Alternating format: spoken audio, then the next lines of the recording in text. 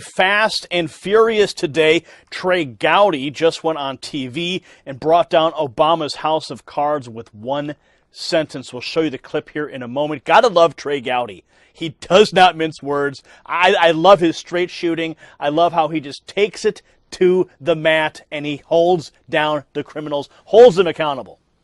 A Persuade Liberty Writers reports in a stunning admission, Representative Trey Gowdy told Fox News' Brett Baier on Tuesday that Obama's Samantha Powers testified to the House that she didn't make all the unmasking requests. So what this means is that somebody made unmasking requests in the intelligence community or maybe even in the White House, made those requests in her name. Take a look. You are also looking and have talked to the former ambassador to the United Nations, Samantha Power. We reported that she requested, or her office requested, some 260 plus efforts to unmask. In other words, get who was talking and picked up in surveillance. How did she answer that question? Why so many? Well, I'll tell you broadly, Brett, I think if she were on your show, she would say those requests to unmask may have been attributed to her, but they greatly exceed by an exponential factor the request she actually made. So that's her testimony, and she was pretty emphatic in it. The surveillance community, the intelligence community has assigned this number of requests to her. Her perspective, her testimony is they may be under my name, but I did not make those requests. So we've got to get to the bottom of that. If there is someone else making requests on behalf of a principal in the intelligence community, we need to know that because we're getting ready to reauthorize a program that's really important to the country, but also has a masking component to it. Wow. Someone making unmasking requests in Samantha Powers' name. Unreal. Now, some believe it was perhaps John Brennan who did it. Now, just before Gowdy revealed the Powers unmasking revelation, he took James Comey to the mat as well. Take a look. Did you make the decision not to recommend criminal charges relating to classified information before or after Hillary Clinton was interviewed by the FBI on July the 2nd? After. If colleagues of ours believe I am lying about when I made this decision, please urge them to contact me privately so we can have a conversation about this. All I can do is tell you again, the decision was made after that because I didn't know what was going to happen in that interview. Well, now the FBI has come out with these documents that suggest that that decision was made well before that time. Your thoughts on all of this?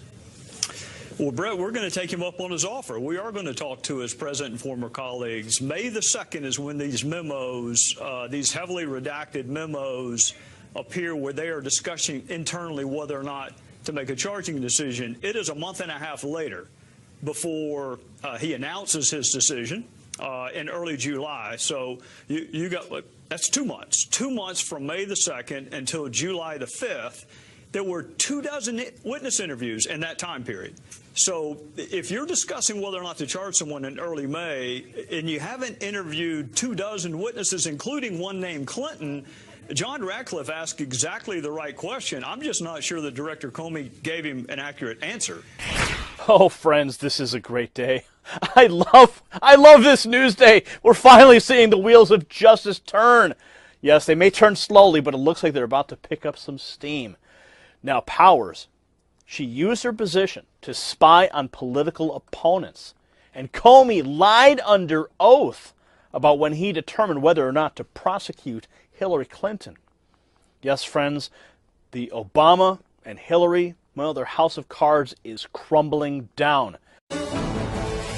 My new book, Through Your Eyes, is now on store shelves, and I am donating a portion of the proceeds to Folds of Honor, which is an organization that provides scholarships and assistance to the spouses and children of fallen soldiers. Our friend, Major Dan Rooney, is the founder of Folds of Honor. He joins us live here in our New York studio. Good morning to you. So Happy birthday. And Thank Ainsley, you. we are so grateful. And it's always nice to see you too, Brian. Nice to see you to Oklahoma. Well, I just thank you so much for what you're doing for our fallen soldiers and their kids. And I thought when I wrote when I'm writing the children's books, I want to do something for not only our military, but for kids. So that's the book. And Major Dan, Take a look at this. Oh, my gosh. Ainsley Earhart is donating $50,000 to Folds of Honor.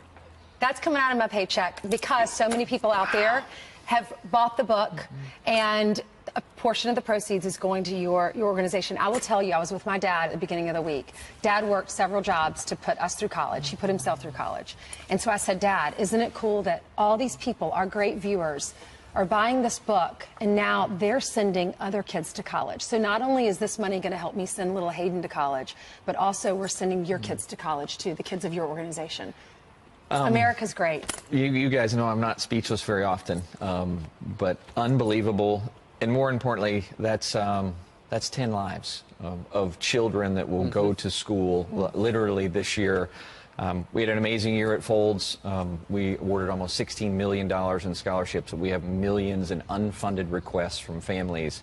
And you can't help but think about the title to your book, Through Your Eyes. And the realities are our servicemen and women sign up and are willing to pay the ultimate sacrifice.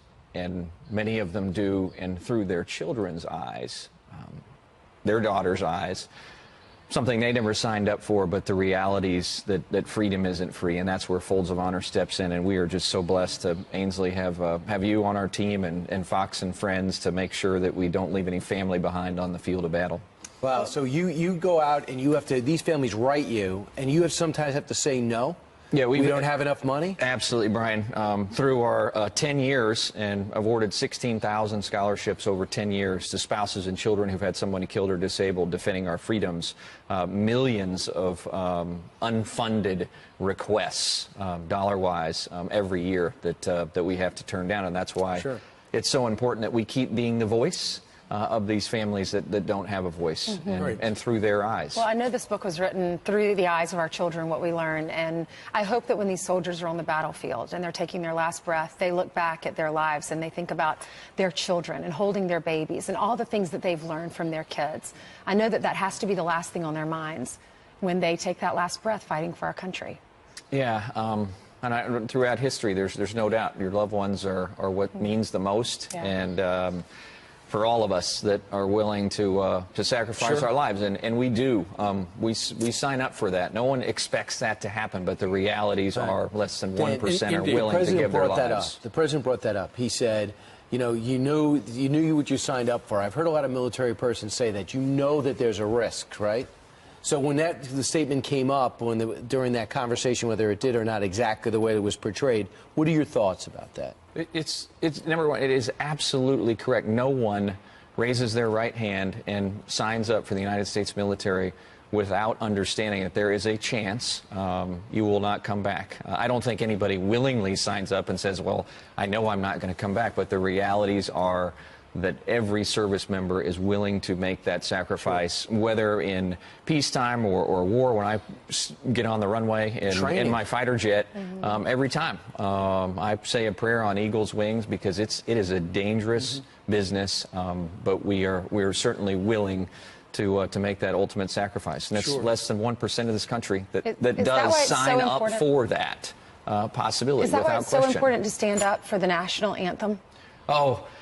Don't even get me started, right? I think everybody. It's been said over and over, but it's just so misplaced, and it is so hurtful as a member of the United States military that people display their lack of patriotism in that moment. Yeah, I've got to tell you. You saw it here on Fox and Friends on Memorial Day. I actually went out to prove to you I could not golf at your Patriots Day golf event, and you raised millions of dollars for that. That's fantastic. But, there are a lot of charities out there that are great charities, but they do have substantial overhead. I have seen your place. You do not have much overhead. Most of this money is going to go to the families. Yeah, we do. Historically, about 86 cents of every dollar goes directly to fund scholarship programs. We're platinum rated by GuideStar, which is the highest rating. So Ainsley, know that the vast majority of that is going to go immediately to change lives. Oh, I knew that. I did my research when I was checking out organizations. So that was part of the decision. And we sit here 10 years later, and this all started above our garage in Broken Arrow, Oklahoma. My wife and I, We're called on a mission, a ministry from God, no doubt, looking back. And we're very prideful that when people give us $1, we make it count. We want to let them know, literally through their eyes, of the children and the spouses that we help. The need is great. Well, it's great to have you here in New York. You want to go to Ainsley's book signing? There's one tonight. I would love to. But Yes. Where is it? Yes. it's in Madison, Connecticut. It is R.J. Julia Booksellers at 6 p.m. And then tomorrow after the show, I'm going to hop on a plane. I'm going to Myrtle Beach That's right. Friday night at 7 o'clock. Books A Million. And then Columbia. Columbia, my hometown, 2 o'clock, Barnes & Noble, the one, Richland Fashion Mall.